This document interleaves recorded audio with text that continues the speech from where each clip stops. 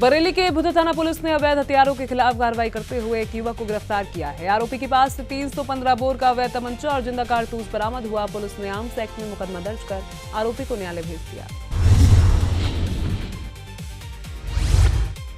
संत रविदास की 650वीं जयंती के उपलक्ष्य में समरसता संकल्प यात्रा रायबरेली पहुंची। यात्रा के दौरान संत रविदास मंदिर में कलश स्थापना की गई। जिले भर में यात्रा के साथ समरसता भोज और अन्य कार्यक्रम आयोजित किए जाएंगे। ये संत रविदास जी की 650वीं जयंती के अवसर पर कलश बंधन का कार्यक्रम रायबरेली जनपद में 29 जुलाई से लेकर 21 अगस्त तक होना है। उसी संदर्भ में कल हम लोग बनारस गए थे। माननीय मुख्यमंत्री जी का कार्यक्रम हुआ और वहां से हम लोगों को ये कलश प्राप्त हुआ, जिसको हम लेकर रायबरेली आए और आज आपके समझ किए हाथी पार्क में जो है मंदिर में इसको आज इस रविदास जी के मंदिर में स्थापित किया गया। बहराइच के पयागपुर में बीसी संचालक से हुई लूट का पुलिस ने 24 घंटे के भीतर खुलासा कर दिया। एसओजी और पुलिस टीम ने 4 शातिर लुटेरों को गिरफ्तार कर उनके पास से 2.10 लाख रुपए बरामद किए। आप लोगों को जैसा कि जानकारी है, मंगलवार को पयागपुर क्षेत्र में अमदापुर नहर के पास एक घटना हुई थी, जिसमें एक अयोध्या नाम के व्यक्ति के साथ करीब 2 लाख रुपए की लूट हुई थी और उसके बाद उनकी पॉस मशीन और उनके कुछ कागज भी छीन लिए गए थे। इस सूचना पर तत्काल पयागपुर पुलिस ने मुकदमा पंजीकृत किया और इसमें सर्विलांस की टीम, पयागपुर की टीम और सभी लोगों को इसमें खुलासे के लिए लगाया गया। आज देर रात में इसका खुलासा हुआ, जिसमें 4 लोग गिरफ्तार हुए हैं। जिसमें कन्नौज पहुंचे समाज कल्याण राज्य मंत्री असीम अरुण ने संत रविदास की 650वीं जयंती पर निकली समरसता कलश यात्रा में हिस्सा लिया। इस दौरान उन्होंने अखिलेश यादव पर निशाना साधते हुए सामाजिक समरसता और संत रविदास के संदेश को आगे बढ़ाने की बात कही।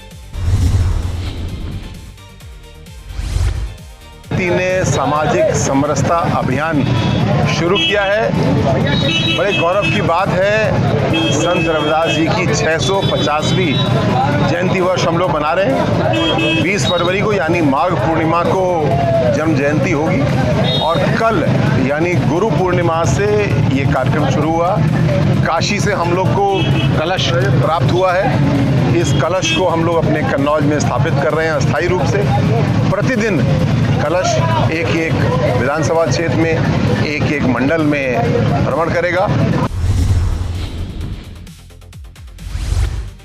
बरेली के आंवला थाना पुलिस ने शादी का झांसा देकर दुष्कर्म और दहेज उत्पीड़न के मामले में वांछित आरोपी को गिरफ्तार कर लिया है। आरोपी को मुरादाबाद से पकड़कर न्यायालय में पेश किया गया, जहां आगे की कानूनी कार्रवाई की गई।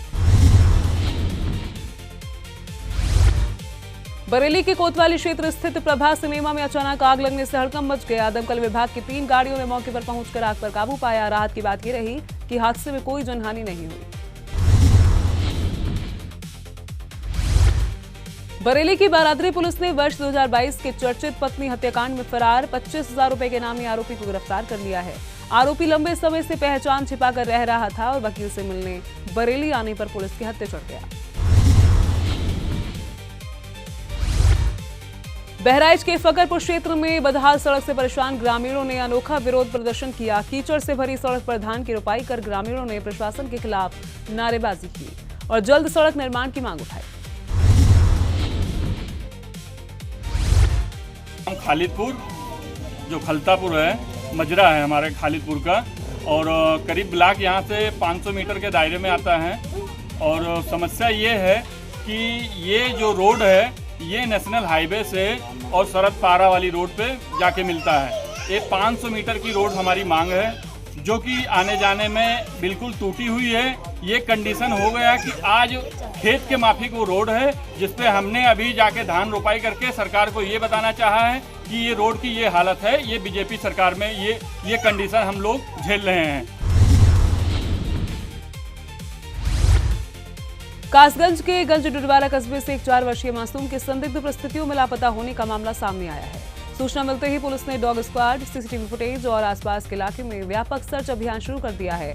पुलिस अधिकारियों का कहना है कि बच्चे की सकुशल बरामदगी के लिए हर संभव प्रयास किए जा रहे हैं, जबकि परिजनों का रो रो कर बुरा हाल है। बच्चा हमारा खो गया है, नकुल नाम का, 4 साल का है। हो गया, हो गई देर हो गई, कल हुआ 3 बजे। हाँ दी मैंने, ढूंढ नहीं है, ढूंढो ककोरी कर रही है। देखिए, जनपद कासगंज के थाना गंज डुंडवारा अंतर्गत ये पूरब थोक मोहल्ला के बच्चे के विषय में आज पुलिस को लगभग 11 के आसपास एक सूचना प्राप्त हुई थी। उनके परिजनों द्वारा थाने पे जा कर के ये बताया था कि कल दोपहर बाद जब बरसात हो रही थी तो बरसात के समय ही उसी बीच में लगभग 4 वर्षीय एक बालक उस वक्त मिस हो गया था। तब से इन लोगों ने अपने स्तर से ढूंढा था। जैसे आप देख रहे हैं, जस्ट बगल में एक बड़ा सा नाला वगैरह था। अपने स्तर से ढूंढने के बाद आज इन लोगों ने जैसे ही सूचना दी, चूँकि प्रकरण बच्चे के खोने की थी। अंबेडकर नगर में उत्तर प्रदेश माध्यमिक शिक्षक संघ एकजुट के बैनर तले शिक्षकों ने अपनी 25 सूत्रीय मांगों को लेकर जिला विद्यालय निरीक्षक कार्यालय पर प्रदर्शन किया। इसके बाद मुख्यमंत्री के नाम संबोधित ज्ञापन सौंपकर सेवा सुरक्षा की बहाली, पुरानी पेंशन और अन्य लंबित मांगों को जल्द पूरा करने की मांग की। उत्तर प्रदेश माध्यमिक शिक्षक संघ एकजुट के प्रदेश नेतृत्व के आह्वान पर आज प्रदेश के समस्त जनपदों के जिला विद्यालय निरीक्षक महोदय के कार्यालय पर यह धरना प्रदर्शन चल रहा है। यह धरना प्रदर्शन 25 सूत्री मांगों को लेकर के है, क्योंकि ये 25 सूत्री मांगों में जो प्रमुख मांग है वो शिक्षकों के सेवा सुरक्षा से संबंधित मांग है। जो उत्तर प्रदेश माध्यमिक शिक्षा सेवा चयन बोर्ड अधिनियम 1982 की धारा 21, 18, 12 था, वो नए शिक्षा सेवा आयोग के गठन के पश्चात वो समाप्त हो गया है, निश्चित हो गया है। फिरोजाबाद के थाना उत्तर क्षेत्र में स्थित एक गोदाम में देर रात भीषण आग लगने से लाखों रुपए का सामान जलकर राख हो गया। कई दमकल गाड़ियों ने घंटों की मशक्कत के बाद आग पर काबू पाया। हालांकि इस हादसे में कोई जनहानि नहीं हुई, जबकि आग लगने के कारणों की जांच जारी है।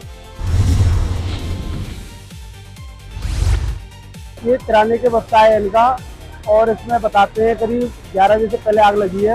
मुझे सूचना 11:15 के बाद मिली। जैसे ही मैं तत्काल मौके पर आकर के निगम से टैंकर मंगा करके दमकल पे हमने अधिकारियों को प्रेशर बनाया है और प्रेशर बना के काम को करा रहे हैं। अभी हमारी प्राथमिकता है आग को बुझा करके जो भी घटना घटी हुई है तब तक उसे काबू पाए हम लोग पहले, उसके बाद सारी जाँच कराएंगे। अधिकारी अगर दोषी होंगे उन पर कार्रवाई कराएंगे हम लोग। मुझे सूचना मिली थी 1-1.5 घंटे पहले कि जलेसर रोड पर उर्मिला किराना स्टोर और पीछे एक ITC का संजीव आषाढ़ी जी का गोदाम है। उनके गोदाम में काफी भयंकर आग लग चुकी है, मगर काफी भयंकर आग है। अभी भी 2 घंटे हो गए, अभी भी बुझ नहीं पाई है। काफी फायर टेंडर आ चुके हैं यहाँ पर, मगर यहाँ के जो स्थानीय लोग और जिन लोगों के जो आग लगी थी उन लोगों का थोड़ी शिकायत थी कि हमने फायर ब्रिगेड को कॉल की गई थी, मगर काफी 1 से 1.5 घंटे बाद फायर ब्रिगेड यहाँ पहुंची। ITC कंपनी है, उसका गोदाम है जलेसर रोड फिरोजाबाद में। वहाँ पे आग लगने की सूचना प्राप्त हुई, क्योंकि इसमें गोदाम है और घर भी है, ग्राउंड +2 है, जिसमें बीच में घर भी है और आवास भी है और बेसमेंट है। ग्राउंड और फर्स्ट और सेकंड पर जो है वो गोदाम है। तो जो घर के लोग थे उनको वो सुरक्षित बाहर निकाल लिए गए हैं।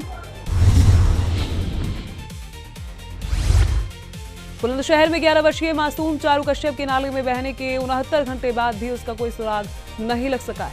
NDRF, फायर सर्विस, पुलिस और नगर पालिका की टीमें लगातार रेस्क्यू अभियान चला रही हैं। वहीं परिजनों का रो रो कर बुरा हाल है। चारू की मां ने जिम्मेदार लोगों के खिलाफ सख्त कार्रवाई की मांग की है।